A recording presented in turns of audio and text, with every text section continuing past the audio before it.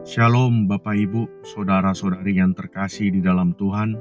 Kita akan kembali melanjutkan renungan firman Tuhan dalam topik berakar dalam Kristus, bertumbuh dalam anugerah. Bagian firman Tuhan yang akan membantu kita memahami lebih jauh tentang topik ini terambil dari Roma 5 ayat 3-5 terjemahan baru kedua yang berbunyi demikian. Dan bukan hanya itu saja, kita malah bermegah juga dalam kesengsaraan kita, karena kita tahu bahwa kesengsaraan itu menimbulkan ketekunan, dan ketekunan menimbulkan tahan uji, dan tahan uji menimbulkan pengharapan. Dan pengharapan tidak mengecewakan karena kasih Allah telah dicurahkan di dalam hati kita oleh Roh Kudus yang telah dikaruniakan kepada kita. Bapak Ibu, Saudara-saudari yang terkasih di dalam Tuhan, tanda terakhir dalam renungan ini yang menunjukkan bahwa seseorang dapat dikatakan berakar di dalam Kristus adalah hidup dalam pengharapan yang terus bertumbuh di dalam Tuhan. Ini adalah bagian yang tidak terpisahkan dalam perjalanan hidup kita sebagai orang percaya. Ketika Tuhan memanggil kita untuk menjadi bagian dari umat pilihan-Nya, Tuhan tidak pernah menjanjikan bahwa hidup kita akan terbebas dari masalah, tetapi Dia berjanji untuk menyertai kita dalam setiap musim hidup kita. Inilah yang membuat kita hidup di dalam pengharapan. Paulus menuliskan bagian ini dalam suratnya kepada jemaat di Roma mengingat situasi yang mereka alami, penuh dengan tantangan, bahkan bayang-bayang maut pun mengintai mereka oleh karena status mereka sebagai pengikut Kristus. Namun, dalam suratnya kepada mereka, Paulus kembali meneguhkan mereka akan janji Tuhan yang akan selalu menyertai mereka, dan kepada janji itu mereka menaruh pengharapan mereka.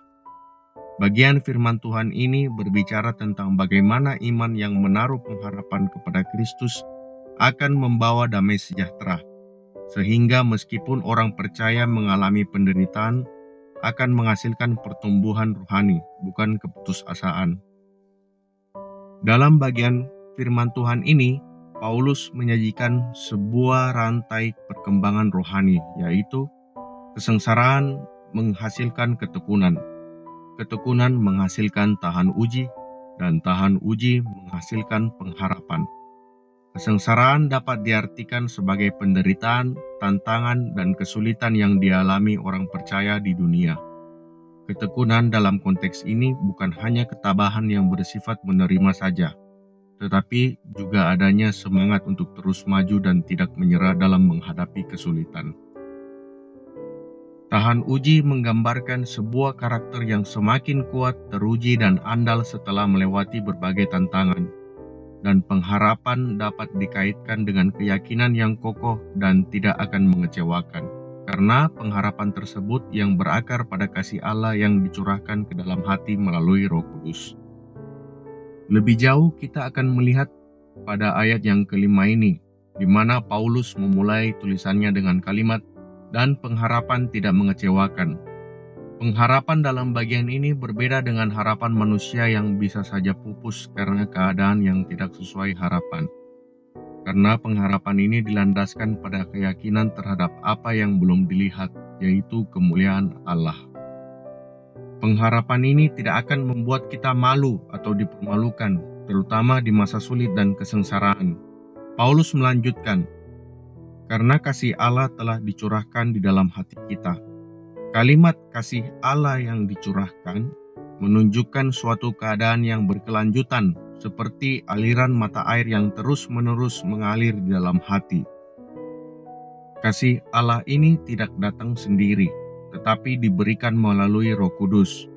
Roh Kudus memberikan keyakinan kepada orang percaya tentang status mereka sebagai anak-anak Allah dan membuat mereka merasakan serta memahami kasih Allah itu. Pencurahan kasih ini dimulai sejak seseorang bertobat dan menerima Roh Kudus sebagai bagian dari anugerah Allah. Dengan demikian, apapun yang terjadi dalam pencurahan kasih ini dimulai sejak seseorang bertobat dan menerima Roh Kudus sebagai bagian dari anugerah Allah.